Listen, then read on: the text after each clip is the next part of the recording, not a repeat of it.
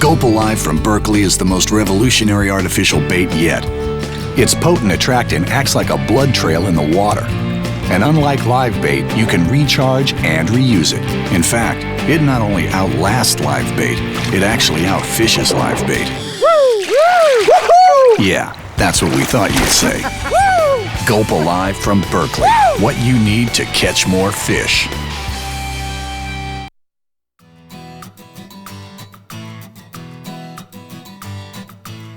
All right, we're going to talk about the pulley anchor system when beach camping in the Everglades National Park. Absolutely critical based on the tides here in the 10,000 Islands. And the way that we go about this is we first put some type of stake in the beach, whether it's an anchor with a clip or a beach stake like this. So that's going to be a point here on the beach at the highest tide point. We're then going to put a mooring anchor out beyond the lowest point of the tide. And the purpose of this is we're going to have our boat in between, but we have no control over the tides, high or low tide. And two things. One, we don't want our boat to be high and dry. And two, we don't want to have to get in the water to get to our boat.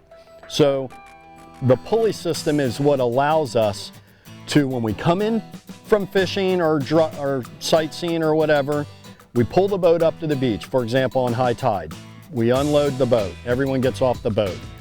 We then use the pulley system where we cleat it off to the back of the boat. We run the rope through the beach stake. We put the rope through the mooring anchor and we cleat it off, very important, to the bow of the boat. Always have the bow of the boat facing into the wind or facing out to the mooring. That way, regardless of what time of night it is, your boat, you can rest assured your boat is going to be floating, because before you go to bed, you're going to pulley your boat out to the lowest point. Your boat's going to be floating regardless of the tide. If you wake up, for example, in a high tide and your boat's floating 100 or 150 feet out there, you pulley it in so you can easily get on the boat without having to get wet. Some beach sites require much more than 100 feet. Other beach sites you're safe with 75 to 100 feet. Knowing your tides is a very important part of this, and knowing that tide impact on the beach you're camping is equally, if not more important. There's nothing like waking up to a fresh cup of camp coffee, especially at night where the temperature drops 20 degrees, the wind goes from 5 to 20 miles an hour, and you know your game plan for that day, for your fishing, has been completely changed. Well, Mike, the one thing about camping, you're all in. When this front came through last night, I don't know, have you fished today? I mean, the thing is, we're out here, we're fishing, it dropped 15, 20 degrees, the wind's up to 18 to 20. I'm fishing in an Alaskan moon suit. I mean, you couldn't get a more drastic change, but we're fishing. Yeah, I mean, good thing we were prepared with the front blowing through. We had no problems. And like you said, we're all in. So now we're gonna, it's 20 degrees colder and it's blowing, but we're gonna get up in here and fish anyways. We're here, that's what we're here for. I think I got a little red, boys. Trout, yeah, up on top, you're right. A little trouty. A little better. Nice trout. Oops, better. If you do get here in the winter and it's blowing like this, 15 to 20 miles an hour, is there anything special other than just to try to get into a lee?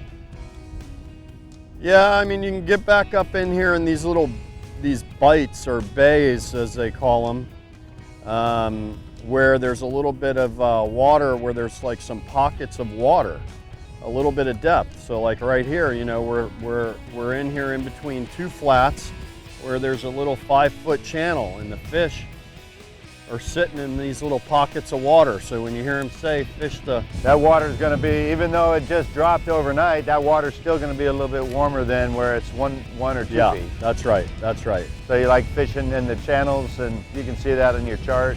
That's right. It's probably safer anyways. A little more water, fish are probably sitting in there, and And yeah, you don't have to worry about any issues with the boat. You got plenty of water to work up in these little deep pockets. You know, on summer days, is that when you're finding the tarpon up in the bays and back in the backcountry? When's the best time to find the tarpon? Yeah, I mean, you would think summer, but actually when we get closer to the fall time, late fall, those big tarpon get up there in the bays as well. So, but you know, you need a really calm morning. You get up there in some of those back bays and the tarpon are just floating in there like bugs on the water. Bubble you just saw, slightly left of it. There are plenty of fish to cast at, but from the platform, Bob suggested when and how to twitch the plug. Slow down, bump it along, keep it moving. Work it to the boat? Keep it working, keep it working. He's moving, he's turned away from us very slightly. One right here, right here, right here. Left to right. Work it now, slow, easy bumps. Like that, little walk. Yeah, absolutely, absolutely. You let him a little too much. They're actually laying down. So here he's coming now, Twitch it, keep it working. No, he's moving left. Pick it up now, How far left? lead him very slightly left, wait. Fish it. And when you come in, go directly where you, yes! There he is. Big fish, Yes! Bob. Big Yes! fish, Bob. Yeah! Oh, right at the boat, right at the boat. He threw the plug. Go, baby, go. He threw the plug. That was your 80-pounder, Bob. Yes, sir, he's fair sized. I tell you what, the only drawback, if you get a good hookup, they have some weight to throw. Any tarpon that winds up with a plug in his mouth, he's very unhappy. I think they actually fight harder and shake their head much more violently if they've got a plug in it. You know, I went tight on him. I got one jab, ready for another one. He came at the boat and slackened the system. Slackened the system. Yes! Right there, man! Yes! Woo! Man! Did I say a bite, a bass? What do you say all about the same patooey? What do you moment? say about patooey? Oh, he just patooeyed it back at us.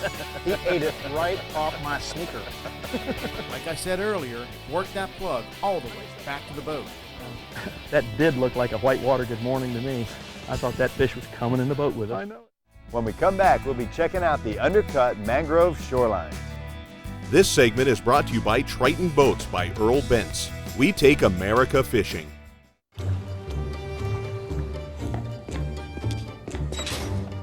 Happy birthday, Johnny.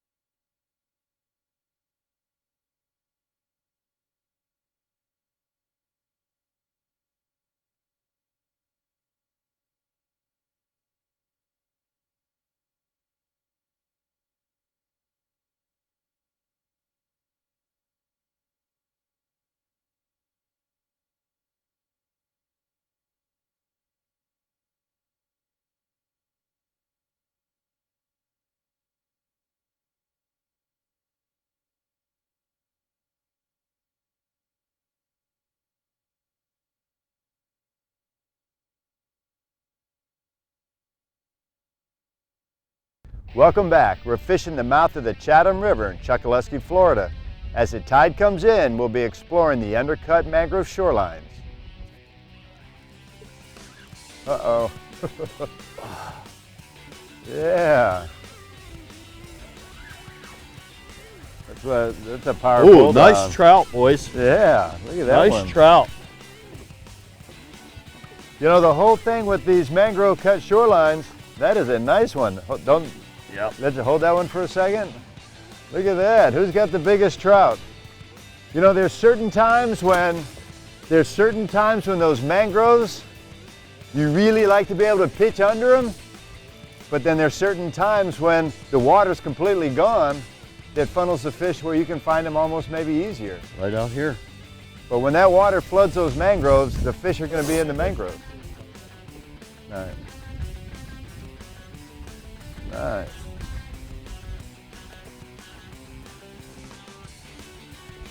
Nice job, fellas. That next tree hanging over here looks pretty juicy too. Yeah. They're the great thing about undercut banks in this much current, it changes not quite minute to minute, but it'll change 4 or 5 times where they're going to set up along the shoreline based on how much tide you got, whether it's coming in, falling. As it gets lower, obviously they're going to pull off, and as it gets higher, obviously they're going to go in. Patterns of current and toppled mangroves gave us a pretty good idea of what was beneath the surface. On a warmer day, it would have been fun to snorkel along those shores. Florida Keys photographer Tom Stack captured these stunning images of mangrove shorelines, showing the relationship of forage to structure. Oh, man. Oh, yeah. Oh, golly, he drilled it. And so you get good fish on with light tackle, you start thinking, how frayed was it? How good is that knot? You start, all that uh-oh starts running through your head. But, oh. Jeff, will you grab this guy for me here?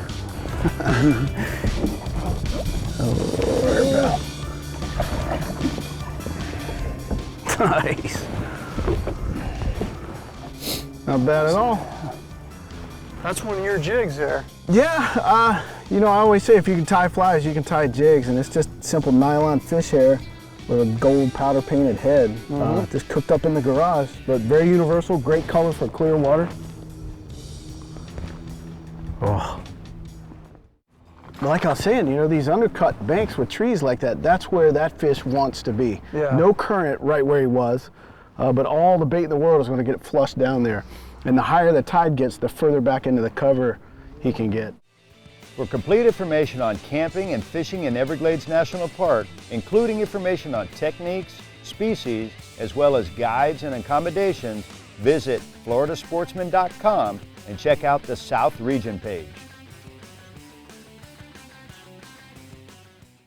Come back next week as we head across Florida Bay to Mratt, home to some of the best offshore and flats fishing you'll find anywhere in the state.